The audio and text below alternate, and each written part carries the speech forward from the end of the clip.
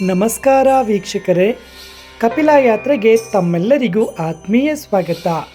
ಕಪಿಲಾ ನದಿಯ ಯಾತ್ರೆಯ ಮುಂದಿನ ಗ್ರಾಮವಾದ ಕೆಂಬಾಳು ಗ್ರಾಮದಲ್ಲಿ ಇದೀಗ ನಾವು ಇದ್ದೇವೆ.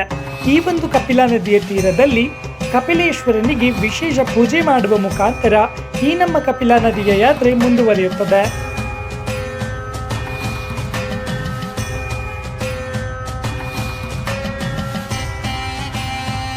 ವೀಕ್ಷಕರೇ, ಪವಿತ್ರ ಪಾವನಿಯಳಾದ ಕಪಿಲಾ ನದಿಯ ತೀರದಲ್ಲಿಯೇ ಕಪಿಲೆಯಿಂದಲೇ ಪರಮೇಶ್ವರನಿಗೆ ವಿಶೇಷ ಅಭಿಷೇಕ ಮಾಡುವ ಮುಖಾಂತರ ಶಿವನಿಗೆ ಪ್ರಿಯವಾದಂತಹ ತುಂಬೆ ಪುಷ್ಪಗಳಿಂದ ಶಿವನ ಪೂಜಾರಾಧನೆಯನ್ನ ಮಾಡೋಣ ಬನ್ನಿ.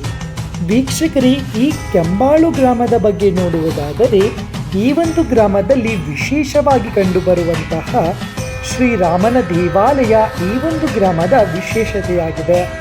ಕೆಂಬಾಳು ಎಂದು ಕರೆಯಲ್ಪಡುವ ಈ ಗ್ರಾಮಕ್ಕೆ ಶ್ರೀರಾಮನು ಮತ್ತು ಲಕ್ಷ್ಮಣ ಸೀತಾಮಾತೆ ಆಗಮಿಸಿದರೆಂದು ಈ ಒಂದು ದೇವಾಲಯದ ಕಥೆಗಳು ಹೇಳುತ್ತವೆ. ಶ್ರೀರಾಮನು ಆಗಮಿಸಿದ ಸಂಕೇತವಾಗಿ ಈ ಒಂದು ಪ್ರದೇಶದಲ್ಲಿ ವಾಸವಿದ್ದಂತಹ ಋಷಿಮುನಿಗಳು ಶ್ರೀರಾಮನ ವಿಗ್ರಹವನ್ನು ಮೊದಲಿಗೆ ಹುಲ್ಲಿನ ಮನೆಗಳಲ್ಲಿ ಪ್ರತಿಷ್ಠಾಪಿಸಿ ಆರಾಧಿಸುತ್ತಿದ್ದು, ಕಾಲಕ್ರಮೇಣ ಶ್ರೀರಾಮನಿಗೆ ದೇವಾಲಯಗಳನ್ನು ನಿರ್ಮಿಸಿದ್ದಾರೆ. ಈ ರೀತಿ ದೇವಾಲಯದ ಕಥೆಗಳ ಪ್ರಕಾರ ಶ್ರೀರಾಮನು ಈ ಒಂದು ಸ್ಥಳಕ್ಕೆ ಭೇಟಿ ನೀಡಿದರೆಂದು ಈ ದೇವಾಲಯದ ಕಥೆಗಳಿಂದ ತಿಳಿಯಬಹುದಾಗಿದೆ.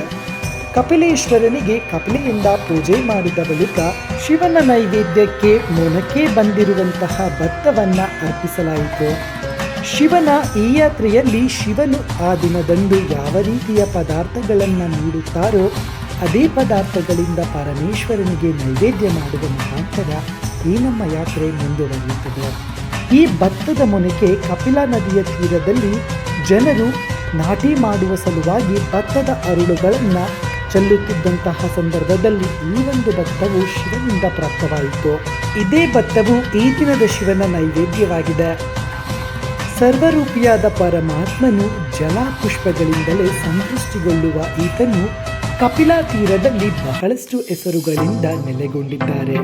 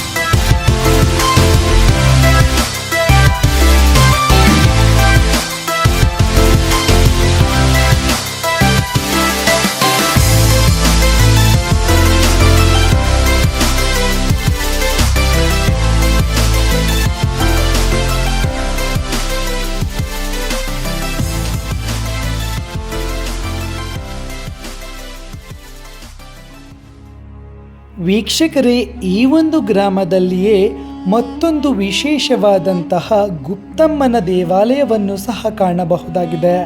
ಈ ಒಂದು ದೇಗುಲವು ಬೆಟ್ಟದ ಮೇಲಿದ್ದು ಕಲ್ಲಿನಿಂದ ಮಾಡಲ್ಪಟ್ಟ ದೇಗುಲವಿದಾಗಿದೆ. ದೇವಿಯ ಮೂರ್ತಿಯು ಮಧ್ಯಭಾಗದಲ್ಲಿದ್ದು ಮೂರು ಮೂಲೆಯಲ್ಲೂ ಕಲ್ಲುಗಳನ್ನು ಜೋಡಿಸಿದ ಆಕಾರದಲ್ಲಿ ದೇವಿಯ ದೇವಾಲಯ ನಿರ್ಮಾಣ ಮಾಡಲಾಗಿದೆ. ಈ ದೇವಿಯು ಮಳೆ ಬಂದಾಗ ನೆನೆಯುವುದು ಮತ್ತು ಬಿಸಿಲಿನಲ್ಲಿ ಒಣಗುವ ದೇವಿಯಾಗಿದ್ದಾಳೆ.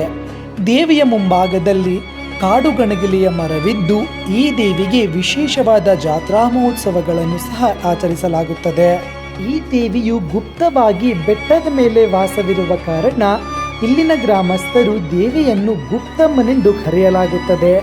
ಈ ದೇವಿಯು ಪಾರ್ವತಿಯ ಒಂದು ಸ್ವರೂಪವಾಗಿದ್ದು ನೋಡಲು ತ್ರಿಶೂಲವನ್ನಿಡಿದು ಅಸುರನ ಸಂಹಾರ ಮಾಡುವ ಭಂಗಿಯಲ್ಲಿ ಕಾಣಿಸಿಕೊಳ್ಳುತ್ತಾರೆ. ಈ ದೇವಿಯ ಬೆಟ್ಟದ ಮೇಲಿಂದ ಕಪಿಲಾ ನದಿಯು ಬಹಳ ವಿಶೇಷವಾಗಿ ಸುಂದರಮಯವಾಗಿ ಕಾಣುವುದರ ಜೊತೆಗೆ ಇದೇ ನದಿಯ ತೀರದಲ್ಲಿ ಪರಮೇಶ್ವರನ ದೇಗುಲವಿದ್ದು ಸತಿಪತಿಯರ ದೇಗುಲಗಳು ಈ ಗ್ರಾಮದಲ್ಲಿ ಕಾಣಸಿಗುತ್ತವೆ. ಆದಿಶಕ್ತಿಯಾದ ಪಾರ್ವತಿ ದೇವಿಯು ಈ ರೀತಿ ಗ್ರಾಮಗಳಲ್ಲಿ ವಿಶೇಷ ಹೆಸರುಗಳಿಂದ ಕರೆಯಲ್ಪಡುತ್ತಿದ್ದು ಮಾರಮ್ಮನಾಗಿ, ಚೌಡಮ್ಮನಾಗಿ ಹಾಗೂ ವಿಶೇಷವಾಗಿ ಗುಪ್ತಮ್ಮನಾಗಿ ಈ ಒಂದು ಗ್ರಾಮದಲ್ಲಿ ಕಾಣಸಿಗುತ್ತಾರೆ. ದೇವಿಗೆ ವಿಶೇಷವಾಗಿ ಕಾಡುಗಣಿಗೆಲೆ ಪುಷ್ಪಗಳನ್ನು ಅರ್ಪಿಸುವುದು ಇಂತಹ ದೇಗುಲಗಳ ವಿಶೇಷತೆಯಾಗಿದೆ. ಈ ಕಾರಣದಿಂದಲೇ ದೇಗುಲಗಳ ಮುಂಭಾಗದಲ್ಲಿ ದೇವಿಯರ ವಿಗ್ರಹದ ಹಿಂಭಾಗದಲ್ಲಿ ಕಾಡುಗಣಿಗೆಲೆ ಗಿಡಗಳನ್ನು ನೆಡಲಾಗುತ್ತದೆ.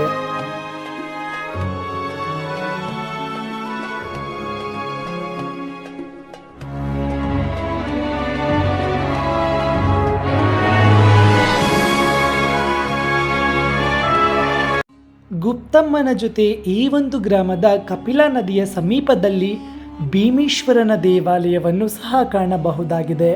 ಈ ಒಂದು ದೇವಾಲಯವು ಚೋಳರ ಕಾಲದಲ್ಲಿ ನಿರ್ಮಾಣವಾಗಿದ್ದು ಚೋಳರ ವಾಸ್ತುಶಿಲ್ಪಗಳನ್ನು ಒಳಗೊಂಡಂತಹ ಈ ಒಂದು ದೇಗುಲ ವಿಶೇಷವಾಗಿ ನಿರ್ಮಿಸಲಾಗಿದೆ.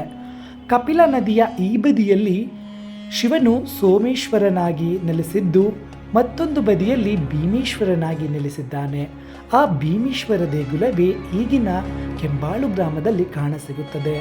ಈ ಒಂದು ದೇವಾಲಯದಲ್ಲಿ ಭೀಮೇಶ್ವರ, ನಂದಿ ವಿಗ್ರಹ ಹಾಗೂ ಗಣಪತಿ ವಿಗ್ರಹಗಳು ಮತ್ತು ಭೈರವ, ಮಹಾಭೈರವನ ವಿಗ್ರಹಗಳನ್ನು ಕಾಣಬಹುದಾಗಿದೆ. ದೇವಾಲಯವನ್ನು ನಂದಿ ಮತ್ತು ಇತರೆ ದೇವರ ವಿಗ್ರಹಗಳಿಂದ ಅಲಂಕೃತವಾಗಿ ನಿರ್ಮಿಸಿದ್ದು ಈ ಒಂದು ದೇವಾಲಯವು ಬಹಳ ಪುರಾತನ ದೇವಾಲಯವಾಗಿದ್ದು ದೇವಾಲಯದಲ್ಲಿ ವಿಶೇಷ ಕೆತ್ತನೆಗಳನ್ನು ಕಾಣಬಹುದಾಗಿದೆ. ಹಿಂದಿನ ಕಾಲದಲ್ಲಿ ಬಹಳ ವೈಭವಯುತವಾಗಿ ಮೆರೆದಂತಹ ಈ ಭೀಮೇಶ್ವರನ ದೇಗುಲವು ಈಗ ಶಿಥಿಲಾವಸ್ಥೆಯಲ್ಲಿದ್ದು ಕಪಿಲಾ ನದಿಯ ಅಂಚಿನಲ್ಲಿ ಕಾಣಸಿಗುತ್ತದೆ. ಈ ಒಂದು ದೇವಾಲಯಕ್ಕೆ ವಿಶೇಷ ದಿನಗಳಲ್ಲಿ ಇದೇ ಗ್ರಾಮದ ಅರ್ಚಕರು ಆಗಮಿಸಿ ಶಿವಲಿಂಗಕ್ಕೆ ಪೂಜೆ ಮಾಡಿ ಹೊರಡುತ್ತಾರೆ. ಈ ಒಂದು ದೇವಾಲಯದ ಕೆತ್ತನೆ ಮತ್ತು ವಾಸ್ತುಶಿಲ್ಪಗಳನ್ನು ನೋಡಿದರೆ ಬಹಳ ವೈಭವಯುತವಾಗಿ ಇಂದಿನ ಕಾಲದಲ್ಲಿ ಈ ಒಂದು ದೇಗುಲದಲ್ಲಿ ಜಾತ್ರಾ ಮಹೋತ್ಸವ, ರಥೋತ್ಸವಗಳಂತಹ ಕಾರ್ಯಕ್ರಮಗಳು ನಡೆದಿರಬಹುದಾಗಿದೆ. ದ್ವಾರಪಾಲಕರಾದ ಭೈರವ ಮತ್ತು ಮಹಾಭೈರವರ ಮೂರ್ತಿಗಳು ಭಕ್ತರನ್ನು ಸ್ವಾಗತಿಸುವಂತೆ ಭಾಸವಾಗುತ್ತದೆ. ದೇವಾಲಯದ ಕಂಬಗಳಲ್ಲಿ ಚೋಳರ ಕಾಲದ ವೇಷಭೂಷಣಗಳಿಂದ ಅಲಂಕೃತವಾಗಿರುವ ಮೂರ್ತಿಗಳನ್ನು ಈ ದೇವಾಲಯದ ಕಂಬದಲ್ಲೆಲ್ಲ ಕೆತ್ತಲಾಗಿದೆ. ದೇವಾಲಯದ ಕಂಬಗಳಲ್ಲಿ ಪುಷ್ಪ, ಮಂಡಲಾಕಾರದಂತಹ ಕೆತ್ತನೆಗಳನ್ನು ಕಾಣಬಹುದಾಗಿದೆ. ಗ್ರಾಮಸ್ಥರು ಹೇಳುವ ಕಥೆಯ ಪ್ರಕಾರ ಇಂದಿಗೂ ಈ ಒಂದು ದೇವಾಲಯದಲ್ಲಿ ಸರ್ಪವಾಸವಿದೆ ಎಂದು ನಂಬಲಾಗಿದೆ.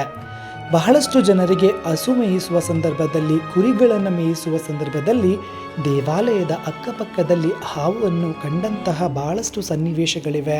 ನೋಡುತ್ತಿರುವರೆಲ್ಲ ವೀಕ್ಷಕರೇ, ಈ ರೀತಿ ಕಪಿಲಾ ನದಿಯ ಸಂಪೂರ್ಣ ತೀರಗಳಲ್ಲೂ ಕೂಡ ಶಿವನ ದೇವಾಲಯಗಳೇ ಅತಿ ಹೆಚ್ಚು ಕಂಡುಬರುತ್ತದೆ. ಶಿವನು ಕಪಿಲಾಳಿಗೆ ನೀಡಿದ ವರದಂತೆ ಪ್ರತಿ ಕ್ಷೇತ್ರದಲ್ಲೂ ಮತ್ತು ಪ್ರತಿ ಸ್ಥಳದ ಸಮೀಪದಲ್ಲೂ ಕಪಿಲಾಳು ಶಿವನ ಪೂಜೆಗೆ ಬಳಕೆಯಾಗುವಂತಹ ವರ ಇಂದಿಗೂ ಫಲಿಸುತ್ತಿದೆ.